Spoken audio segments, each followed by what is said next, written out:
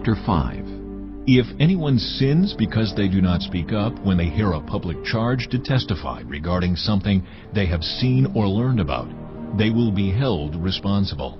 If anyone becomes aware that they are guilty, if they unwittingly touch anything ceremonially unclean, whether the carcass of an unclean animal, wild or domestic, or of any unclean creature that moves along the ground, and they are unaware that they have become unclean, but then they come to realize their guilt, or if they touch human uncleanness, anything that would make them unclean, even though they are unaware of it, but then they learn of it and realize their guilt, or if anyone thoughtlessly takes an oath to do anything, whether good or evil, in any matter one might carelessly swear about, even though they are unaware of it, but then they learn of it and realize their guilt.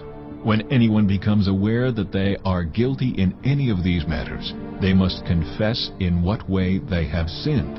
As a penalty for the sin they have committed, they must bring to the Lord a female lamb or goat from the flock as a sin offering, and the priest shall make atonement for them for their sin. Anyone who cannot afford a lamb is to bring 2 doves or 2 young pigeons to the Lord as a penalty for their sin, one for a sin offering and the other for a burnt offering. They are to bring them to the priest, who shall first offer the one for the sin offering. He is to wring its head from its neck, not dividing it completely, and is to splash some of the blood of the sin offering against the side of the altar. The rest of the blood must be drained out at the base of the altar. It is a sin offering. The priest shall then offer the other as a burnt offering in the prescribed way and make atonement for them for the sin they have committed, and they will be forgiven. If, however, they cannot afford 2 doves or 2 young pigeons, they are to bring as an offering for their sin 1/10 of an ephah of the finest flour for a sin offering. They must not put olive oil or incense on it, because it is a sin offering. They are to bring it to the priest, who shall take a handful of it as a memorial portion and burn it on the altar on top of the food offerings presented to the Lord. It is a sin offering.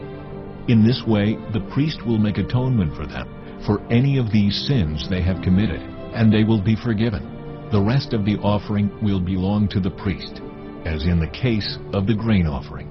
The Lord said to Moses, When anyone is unfaithful to the Lord by sinning unintentionally in regard to any of the Lord's holy things, they are to bring to the Lord as a penalty a ram from the flock, one without defect, and of the proper value in silver according to the sanctuary shekel. It is a guilt offering. They must make restitution for what they have failed to do in regard to the holy things, pay an additional penalty of 1/5 of its value, and give it all to the priest. The priest will make atonement for them with the ram as a guilt offering, and they will be forgiven. If anyone sins and does what is forbidden in any of the Lord's commands, even though they do not know it, they are guilty and will be held responsible. They are to bring to the priest as a guilt offering a ram from the flock, one without defect and of the proper value. In this way the priest will make atonement for them for the wrong they have committed unintentionally, and they will be forgiven. It is a guilt offering. They have been guilty of wrongdoing against the Lord.